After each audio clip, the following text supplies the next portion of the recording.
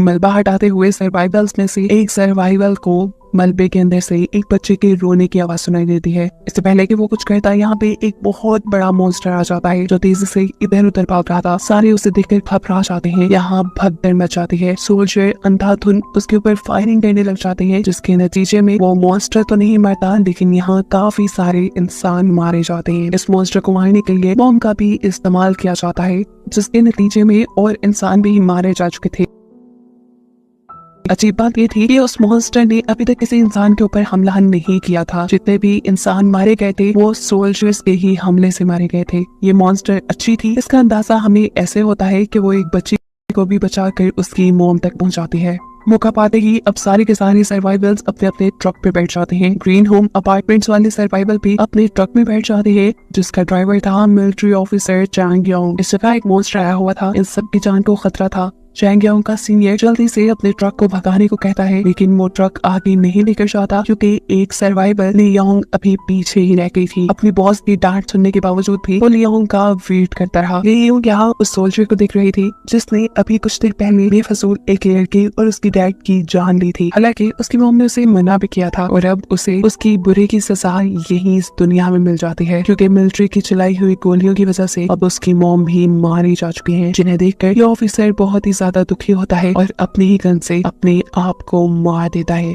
Leong चुपचाप खड़ी ये सब कुछ देख रही थी। उसके मरने के बाद वो इस ऑफिसर की गन उठाती है और अपनी ट्रक में बैठ जाती है, जिसके बाद चैन योंग भी अपना ट्रक स्टार्ट कर देता है। चैन योंग के सीनियर ऑफिसर लगातार उसके ऊपर गुस्सा कर रहे थे, यहाँ तक कि वो उसे मारने भी लग जाते हैं और ये देखकर लियोंग को गुस्सा आ जाता है। वो उसके ऊपर गन पॉइंट कर देती है और कहती है, जैसा मैं कह रही हूँ बस वैसा ही करो। चलो ग्रीन होम अपार्टमेंट वापस लेकर जाओ इस ट्रक को। अपनी जान बचाने के लिए चैन योंग के सीनियर ऑफिसर को उसकी बात माननी पड़ी। सीन कट होकर हमें दोबारा उसी ब्रिज का सीन दिखाया जाता है जहाँ पर ये सर्वाइवल्स फंस गए थे और जहाँ पर वो मॉन्स्टर आ गया था। इस मॉन्स्टर को पकड़ने के लिए सार्जेंट डाक की एक नई मिलिट्री टीम आती है। ब्रिज के पास ये लोग आकर देखते हैं कि बहुत से लोग मारे जा चुके थे, लेकिन इन्हें मॉन्स्टर ने नहीं बल्कि इंसानी गोलियों ने मारा था। फिर एक ही सेकंड बाद इनकी नजर उस बड़ी सी मॉन्स्टर के ऊपर भी पड़ जाती है, जिसे पकड़ने के लिए ये उसके ऊपर फायरिंग शुरू कर देते हैं। इतनी देर में एक और सार्जेंट को इस मॉन्स्टर का बेबी मॉन्स्टर भी दिख जाता है और मालूम होता है कि ये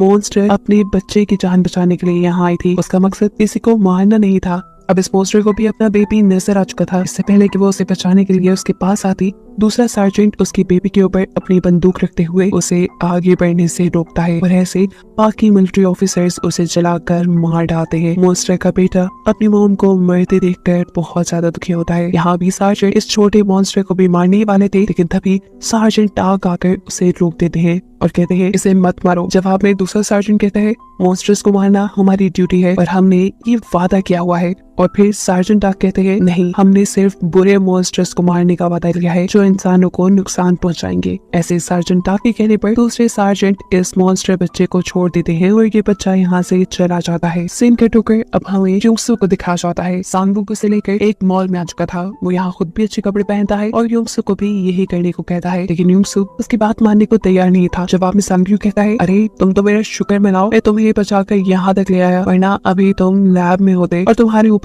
ऊंट पे टांग के एक्सपेरिमेंट चल रहे होते। सोंगवू बताता है कि वो खुद भी मिलिट्री लैब से भाग कर आया था क्योंकि वो जीना चाहता था और वहाँ पर मियो ह्यूमंस के ऊपर बहुत ही गंदे एक्सपेरिमेंट चल रहे थे।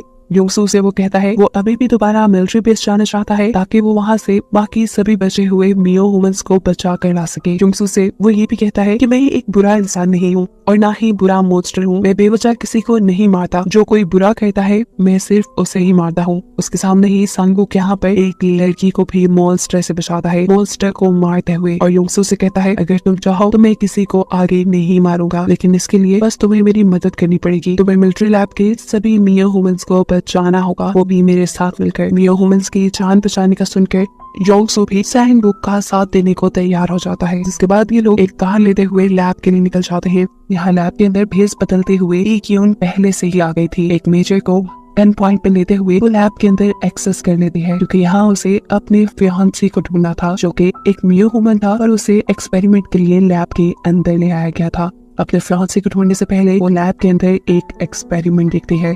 जहाँ एक मॉन्स्टर के बिहेवियर को स्टडी करने के लिए उसके सामने उसकी मॉम को लाया जाता है। पहले पहले तो वो मॉन्स्टर काफी कंट्रोल बिहेव करता है, इसीलिए लैब के लोग इस मॉन्स्टर को येलो कैटेगरी में टैग कर देते हैं। लेकिन गलती से ये मॉन्स्टर अपनी मॉम की ही उंगलियां काट देता है।